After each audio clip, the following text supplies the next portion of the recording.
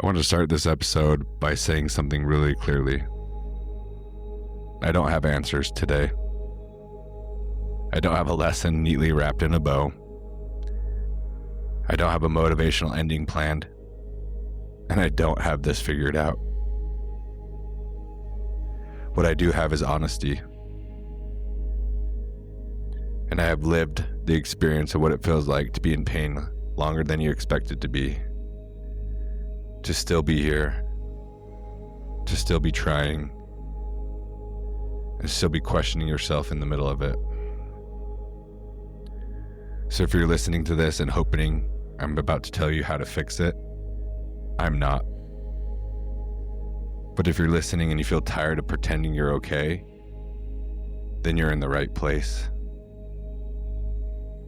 I'm recording this episode for anyone who's ever looked around and thought, why does it seem like everyone else is moving forward and I'm stuck? For anyone who wakes up already exhausted. For anyone who else body hurts and whose mind won't shut up about it. For anyone who feels behind in life but can't explain why. For anyone who is healing and still feels ashamed that it's taking this long. This episode is for you. And it's also for me. Because I need to say this out loud to myself. I want to talk about pain. Not the dramatic kind. The quiet kind. The kind you learn to live around. The kind that doesn't show up in photos. The kind that doesn't get sympathy because you look fine. The kind that becomes background noise until one day it's all you can hear. There are days where getting out of bed feels like a negotiation. Not because you're lazy. Not because you don't want to try. But because your body feels heavy in a way that words don't quite capture. And what people don't tell you is how much pain messes with your sense of self. It's not just physical. It starts asking questions inside of you. Who am I if I can't move the way I used to? Who am I if my energy is gone? Who am I if my body doesn't cooperate with my will? And slowly, quietly, pain starts rewriting the narrative in your head. You start measuring yourself against who you were, against who you think you should be by now, against some invisible timeline that everyone else seems to be on. And that, right there, is where the real war begins. Because the hardest days aren't always the worst pain days. Sometimes the hardest days are the good days. The days where you feel a little bit better. The days where your body gives you a break. Because on those days, the voice shows up. You know the voice. The voice that says, if you feel this good, why aren't you further along?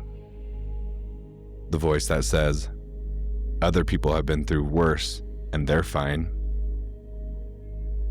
The voice that says, you should be stronger by now. And suddenly, even your good days feel like you're a test you're failing. I didn't realize how cruel that voice could be until I was in it. I didn't realize how quickly healing could turn into another place to judge myself. Because we don't talk about this enough. Healing isn't linear, but we expect it to be. We expect progress to look like a straight line. We expect pain to decrease in a predictable way. We expect ourselves to move forward without looking back. And when that doesn't happen, we blame ourselves. We internalize it.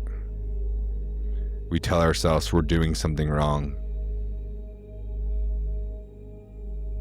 There are days where the pain is physical.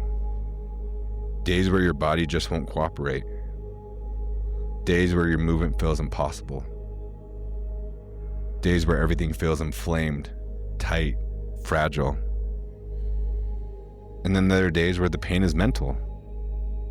And those days can be even heavier. Because the mind doesn't rest. The mind is a battlefield.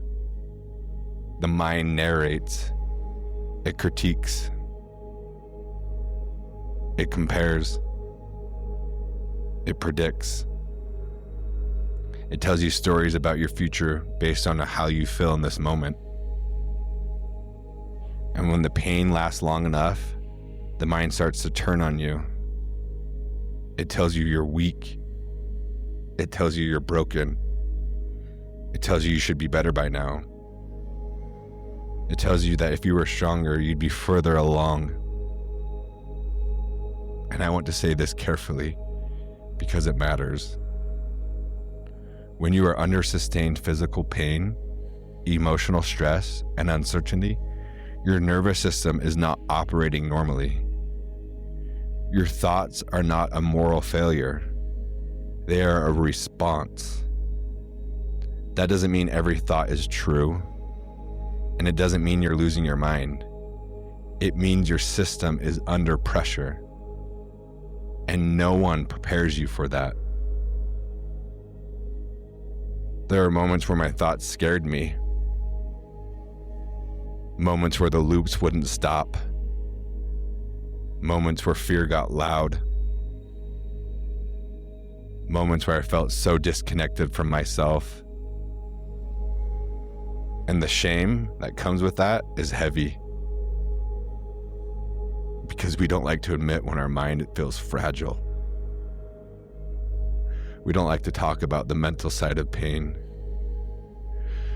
We don't like to admit how dark it can get internally. But I'll say this. Struggling mentally in pain does not make you broken. It does not make you weak. It does not mean something is wrong with you. It means you are a human in a body that has been asking for relief. And the more we hide that, the more isolated we become. After I had my cervical neck surgery last week, I did an update on LinkedIn and I shared just how I was going through it and the mental side of things. And my phone started filling up messages, comments, private notes. And over again, I saw the same two words. Me too. Me too. People saying thank you for sharing. People saying they felt seen. People saying they thought they were alone. And that hit me in a way I wasn't prepared for. Because pain isolates us. It has isolated me so many times. It makes us think no one else could possibly understand. But the moment someone tells the truth, the walls fall. And suddenly you realize you're not the only one having these thoughts. You're not the only one struggling with your body.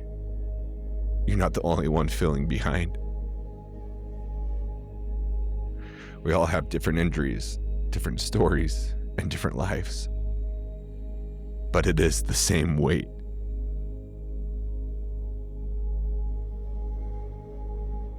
Timelines. Let's talk about those. Because this one is the most damaging thing we do to ourselves. We compare our healing to other people's progress. We compare our bodies to other bodies.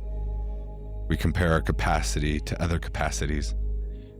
But we forget something crucial.